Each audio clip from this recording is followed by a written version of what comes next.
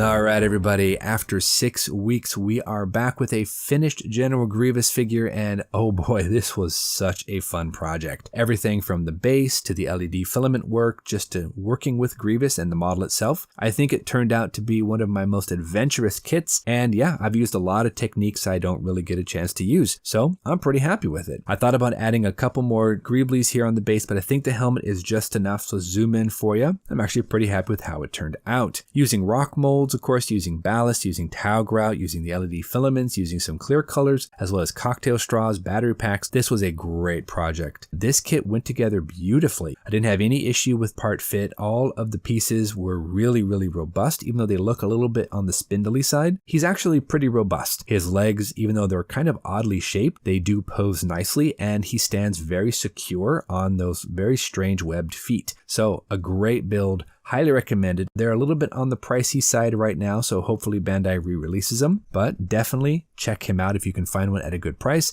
He is a great build. Of course, as you can see, I've got the Clone Trooper helmet kind of canted off there amongst some rocks, and I've got my single switch, which does operate all 4 of the LED filaments for his lightsabers. And that was a little bit of a tricky situation there, but we've got him in, we've got him hooked up, and go ahead and push that button. As you can see, they work. So I'm really happy. With all that being said, though, there are a couple of things I would have changed. First off, on the LEDs, I would have tried to minimize those dead spots on the very tips of each of the sabers. It is possible to do, but it takes a little bit of fine tuning, but I would try to eliminate those as much as I can because it's a little distracting, to be honest. I also would try to utilize his cape in a certain way so that it kind of drapes down over the back of him, but the material is far too stiff and I just couldn't really get it to work. Unfortunately, we don't have that very eye-popping red and black cape, but I think it still looks pretty cool. For the base, I did consider adding in even more like Clone Trooper helmets or maybe guns and all sorts of different just Greeblies just kind of strewn about the battlefield. But the more I looked at it, the more I thought, you know what, just adding in that one Clone Trooper helmet, it gets the point across and it doesn't actually detract too much from Grievous. Plus the base itself, even Grievous, there's a lot of brown tones and very earthen tones, and having that single Clone Trooper helmet really pops and kind of pulls your eye down to the base and kind of gives you an idea that, you know, Grievous has done some work. And I think when you couple that with the lightsabers and just the brightness of these blades, it's a really interesting looking package for sure. All in all, I had an absolute blast with this, and I wanted to thank everybody for coming along on this adventure with me. This is the second time I've ever tried to do a base, the first time I've ever tried to do a Rocky base. So yeah, I've got a little bit of learning to do, of course, but not too shabby. We're going to take a little bit of time off here just because I've got a kit coming in that I really want to work on for our next sci-fi project, and it may not be here in time for next week. So we might have to go maybe in 2 weeks, but we're going to go ahead and get back on the bench. We're going to build more sci-fi. So we'll see you back here on the next episode. So until then, you guys know the drill. Go out there, get yourself some bench time, have some fun, build something cool. Make sure to come on back for a brand new build, and we'll see you back here on the next episode here for Sci-Fi Wednesdays. So thank you again. Take care of yourselves, and may the force be with you.